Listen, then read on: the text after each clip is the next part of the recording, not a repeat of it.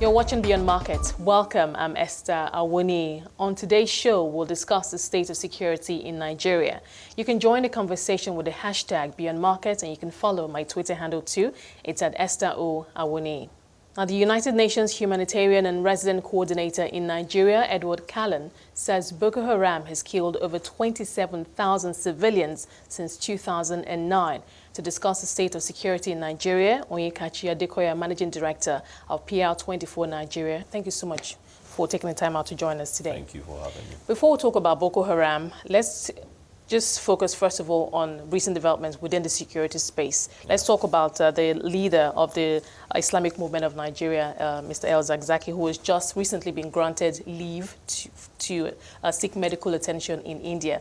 Now, this story has come a long way. I mean, he's been detained for a couple of years now. There's been, courts have, granted him bail, but the federal government has disregarded that, etc. But just your thoughts on how this has brought us to where we are today, where now a judge in Kaduna looked at his medical papers and said, you know what, we need to let this guy go for medical treatment. Well, I think that government has finally come to the realization that perhaps he has become too hot to handle and too hot to continue to keep in detention on the backdrop of the incessant protests by his members. I think they've always had his medical records. The courts had previously granted him bail, and all the government had to do was to also file another set of charges against him. So I don't want to quickly think that he's being released just because of the medical records. I think that it's just a way to perhaps keep the peace a bit and calm frayed nerves, because as it were, it looks as though the country has come to a bit of a cliff edge when it comes to security. The politics is a bit tense. And you've had incessant protests by women, by widows, by mothers, even some quite dissenting voices coming from some quarters in the military, protests by priests in Enugu, for example. So there's been a series of events and some speeches just on the backdrop of some claims of rumors of war. So I think that government perhaps is trying to choose its battles carefully, douse the tension in the polity a bit, and find a win-win for everybody. So granting him leave of absence to travel out of Nigeria to India, not a Muslim state. They couldn't have sent him to Saudi Arabia or any other place. So I think it makes a bit of sense at this time. No, so for his followers, for his followers who have been calling for his release and who have been protesting, we saw that those violent protests in July where a couple of their members were actually killed by the Nigerian police. Do you think that this now could put an end, perhaps temporarily, to obviously the protests and any other form of aggression on the part of the IMN members? Well, I think the IMN members, the group itself has been proscribed by the federal government and by the Kaduna state government, so they stand proscribed except that changes. So now, if he's being released, I would assume that there's no basis for further protests or agitation. Once they know that it's been taken care of, it's no longer in government custody. But the government says, he's to go to India, get treatment, and come back and face trial. That is what the government has put out. That is the statement the government has put out there. That's what they have put out. But our own reading and understanding of things, it will look like it's been taken out at this time just to calm frayed nerves. Whether he's then brought back to face trial, well, that's left to be seen. We're just going to have to wait and see. I know before now, while government in its defense, and I think you and I have had this conversation before, in its defense has said repeatedly why it refused to let him out him out on bail, saying that it was in the interest of national for the sake of national interest. I guess maybe looking back at how the whole Boko Haram incident played out, the unfortunate death of the Boko Haram leader, it's been said by many that, look, if he had not died in police custody, maybe we would not have had, Boko Haram become what it was, as big as it has become today. So I'm thinking, do you think that, looking back at that sentiment and that, obviously, we're in a democracy, so that obviously does not, but just looking at the government side of things, what do you think? Well, I think we've had to learn lessons from the Boko Haram case, but I don't think that because Mohammed Yusuf died in police custody was why they spiraled out of. There was always violence there, and they had been weaponized. When you talk about the militarization of the youths and by politicians, so if you do the root cause analysis to what happened to Boko Haram, there were interests that needed them there for political gains. So yes, that incident triggered a response, but I sense that that response was always going to happen. There was whether or not their leader. There was a reason why he was okay. arrested, because they were becoming violent. They were already there. So that's a different kettle of fish. The issue of the Shiites, their modus operandi and their antecedents had never been to bear arms or bear weapons. Yeah, they would consider themselves as a public nuisance and public disturbance to business travelers and other people using the roads. But we've never seen, I've not seen them become violent. But the agitations were strong, forceful, and firm. And they had a strong conviction in what they were doing and thinking that, in their own mind, that they're doing it for faith purposes. So that's two different things. And if you look at all the incidents that turned out violent, the case of the DCP that died, the reporter of a TV station that died, it was not attributed to them directly. You see, so I don't think that releasing... I think the government just came to the realization that it's too hot to keep the guy, and they just had to take him out one way or the other. Because if he died in custody, you see, we're already facing asymmetric warfare from Boko Haram, armed bandits, kidnappers, if you call them terrorists in the southwest. The nation is blinking red. So you don't want to add one more problem to that pot of problem. Do you think that was perhaps the overriding? That was just the motive of allowing this leader to go. So, but this issue of prescribing groups, I mean, Boko Haram, IPOB, now this group, do you think it's been an effective tool, on the part of the government? Yes. So on the part of the government, I think it's been very effective. If you look at what has happened, so the IPOB have gone underground.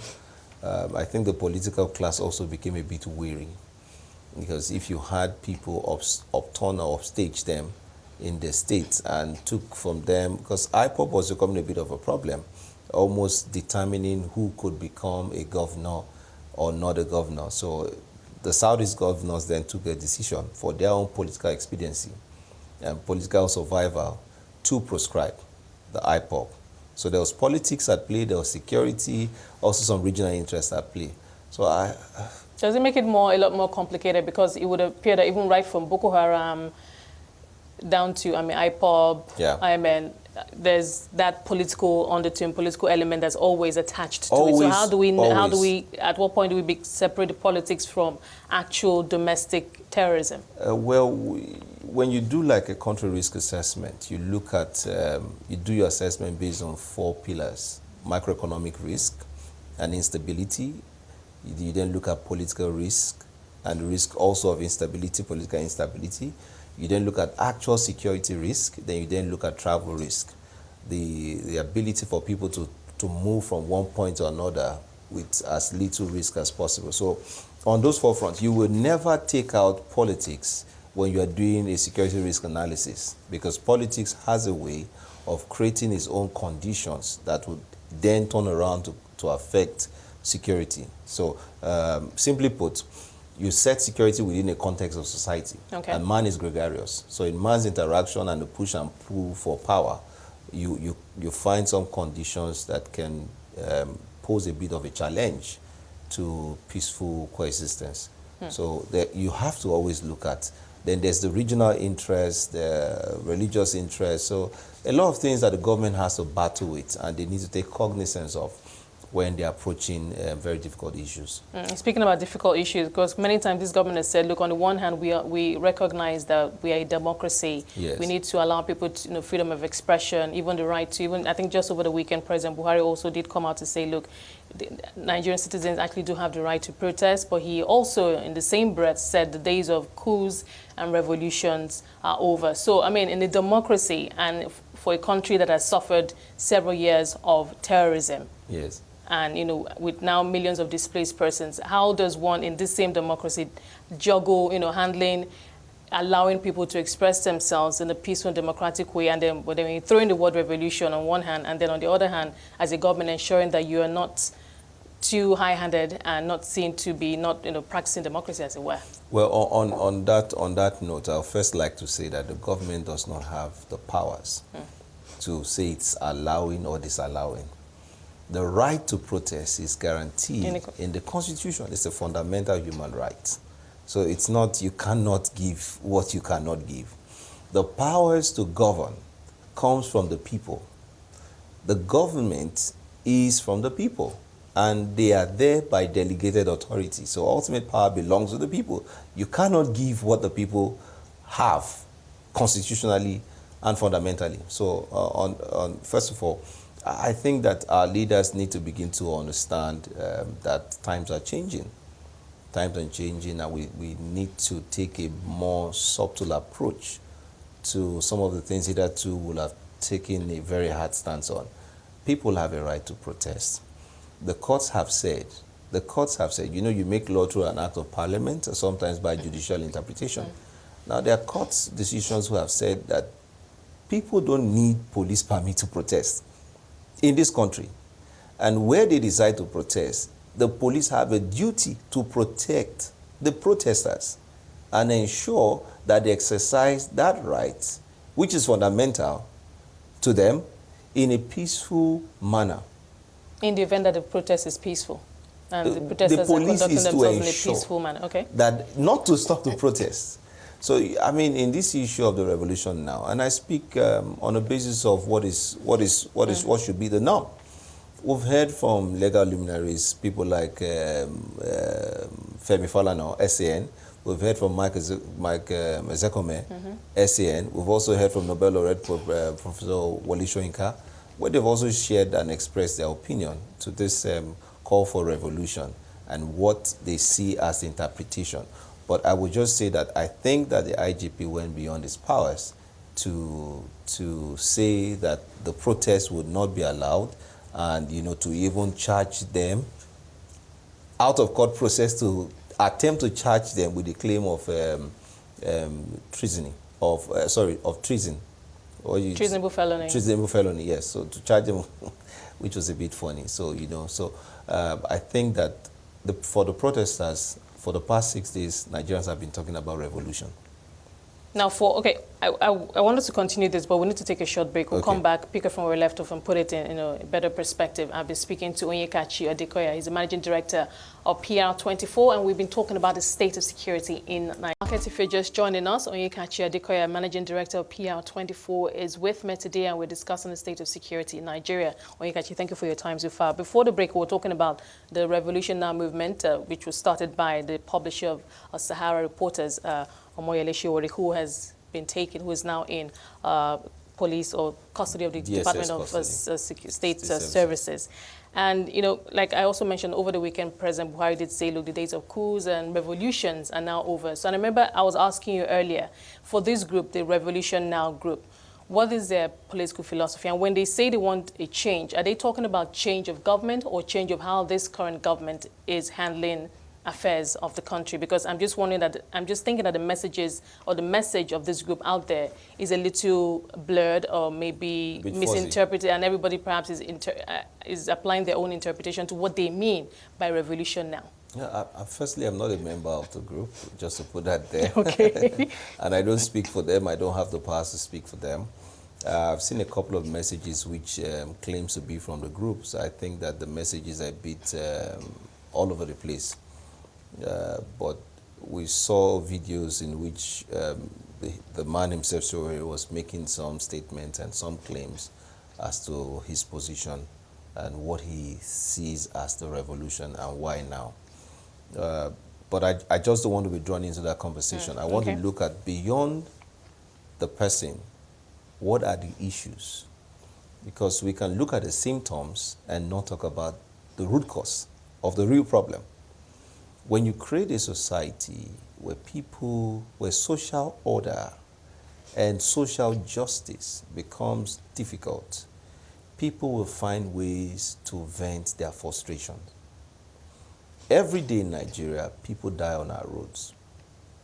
every day in Nigeria, I mean, RT, don't get me wrong, RT's road traffic accidents are the greatest source of risk and killers in Nigeria. That's the greatest source of risk and killer in Nigeria when it comes to security risk.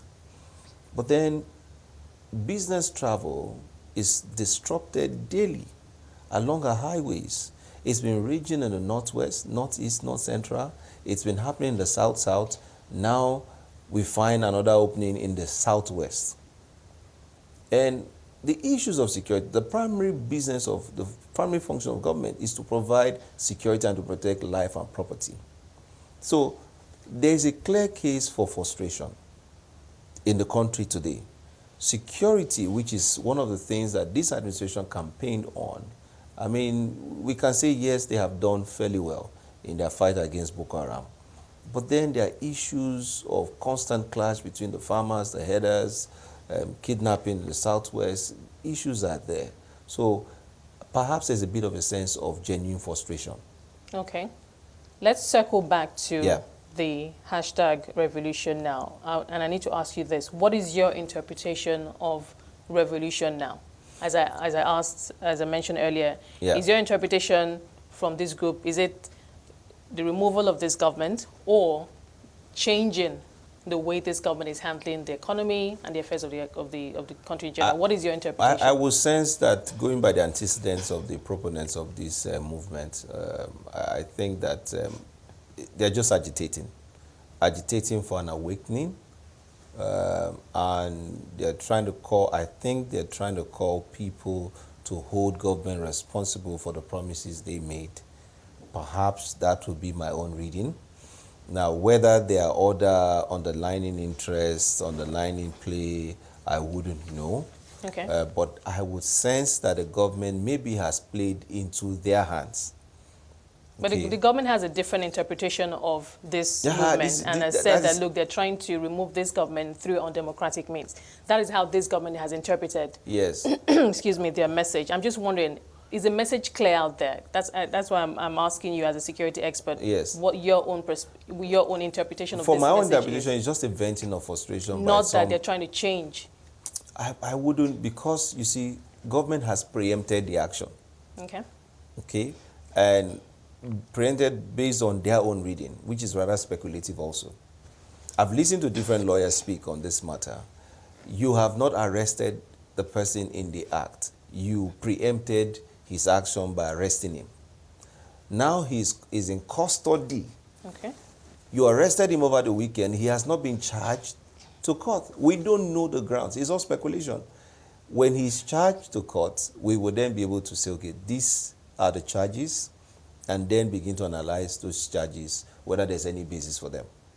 So on the part of even the promoters of the revolution now, I think that their messaging has been a bit distorted. But they're agitated, and they feel strongly that they have a right to call government's attention to whatever it is that is agitating them. So that's on the one hand. The other hand, government needs to come out and charge them, apart from the statements that are coming. Those statements don't mean anything. The guy is a citizen of the Federal Republic of Nigeria. He should be charged to court, and the charges should be stated. And until that is done, we can only speculate. So how do you think, I mean, for Nigeria being within, I mean, operating a democracy, do you expect to see more protests? Do you think that this is something that will continue to run? If this revolution will also be proscribed, well, they've not done anything so far to lead them. So you can't proscribe them preemptively also. They've not even been allowed. I think government has more than enough problems on its plate, so they're trying to preempt another problem. So what they will become tomorrow, we cannot say. We can only wait and see. Now, what are the possible outcomes that can come out of this? Now, remember, the man Showore has been an activist, a known activist. And a former presidential candidate, A former presidential candidate. He's also a publisher. So, again, he has different groups that he belongs to by profession and practice. Okay, so well, we've seen some statements by his party, the AAC, I think, disowning him and making some statements. So maybe that leg is off, you know, but he did campaign around the country. He has some people who share some sentiments with some of his values and his ideas. My own major concern would be how long would government want to keep him, And at what point do the civil society now begin to join issues with government? Because there's been clamor by SERAP, there's been talk by Amnesty International. They put out statements. A number of society groups have been putting out statements. So if they drag this out any further, most likely the civil society may be brought into it, because I mean there are people who know the person and they feel they have an affinity to him. So there may be a risk of government joining issues with civil society, and labor may be forced to get, because it's many linked. These people all know themselves, and they're thinking today, if it is Sowore, could it be me tomorrow? So there are people who are making statements and waiting to see. So the earlier the government puts this into motion, I think they should quickly charge him to court, and I think they have to very quickly charge him to court. You know, it's funny, while all of this is happening, we still have the Boko Haram, you know, insurgency region in the northeast. The soldiers still fighting on the front lines, and it would appear that the strategy is still the same. And I mean, the strategy of the group itself too, two of them now. Yes, ISWAP. Hitting soft targets and of course military installations and bases and all of that. But it would appear that, you know, things are just rolling on as they have been. Yeah, I think we have become a bit numbed to the issue of Boko Haram. Okay, and maybe we have been numbed also by the fact that we feel it's too far-flung from us, so it doesn't really affect some of us in the south. And so people are not really, but the people in the northeast are feeling the brunt of what is happening every day. Soldiers are dying every day. Innocent people are dying every day. And to the soldiers and to the families of the people who have lost their life in defense of our territorial integrity, we owe them a debt which I'm not sure we can ever repay. So, but in the news, the rhetoric that we hear out there, is it more of the war just continuing to rage on, or we are seeing signs of recovery, signs of maybe a win, or at least a good grip on the situation? So schools are beginning to open up. The roads around are becoming a bit more safe. I think the government is forging ahead with their campaign against the Boko Haram terrorists. But I think it's difficult to hit at a moving target. So what the government is fighting is they're fighting a very mobile, well-trained, well-resourced. Now, when I say well-resourced, there are people who have been trained in guerrilla-style tactics, and they know how to live off the land. And, you know, so they are also mobile. They're not going anywhere in the next 5 years, by my own estimation. This issue of Boko Haram will still be there, but they've been contained to a reasonable extent. Now, some would argue that perhaps some of the things we're seeing are a fallout of the issues from the northwest. Some of the things we're seeing in the southeast, southwest. Some of the fallout from the issues in the northeast from the pressure that the government is mounting. I heard the first PRO, Frank Mbas, say that what's happening in the southwest is what he calls a dispersal of crime. So because the police is trying to say that the police is doing a very good job and mounting pressure on these people in the north, that they're having to disperse to softer targets and safer regions, which would then now be the south. So let's see how it turns out. The Enugu State has put up 1,500 strong forest rangers. The Ogun State governor came out, was talking very tough yesterday. Other governors are trying to see how they can synergize and collaborate on issues of security. For the northern governors themselves, do you think that if they step up plans around, you know, employment opportunities, jobs, because one great tool that Boko Haram uses is recruitment, and it would appear that there's always, you know, someone to recruit. Willing hands, they're willing hands. So I'm thinking if they push perhaps harder on that front, engaging the youth who are out of jobs, do you think that we could, because I'm just thinking perhaps we need to push further on that front so that we reduce at least that line, the recruitment line for these terrorists? I think I see a bit of a silver line in Zamfara. Remember that when the new government came, he said he was going to Dubai to speak to security experts, so he got a bit of a stick for that. But what we're seeing with is the amnesty he's proposing for armed bandits, and he's trying to use a softer approach to reaching out to them. Now, what are we seeing? We're seeing a number of people who say they are repentant bandits, repentant kidnappers, you know, who are beginning to come out of these things, and they're trying to provide a soft landing, as we did for the Niger Delta militants. So I think there's somewhat of a silver lining there in Zamfara. Kaduna to Abuja Road, which used to be before now a very terrible place to be on. The Operation Puff Adder, which is taking place around that northwest axis, is they're seemingly achieving some significant gains. So the issues, they are moving. The government is trying. The issues of lack of resources or shortage of resources is also playing into the fight against terror and insecurity, because the police don't have all they should have. We paid for 21 Super Tucanos, which will not arrive in Nigeria until 2021.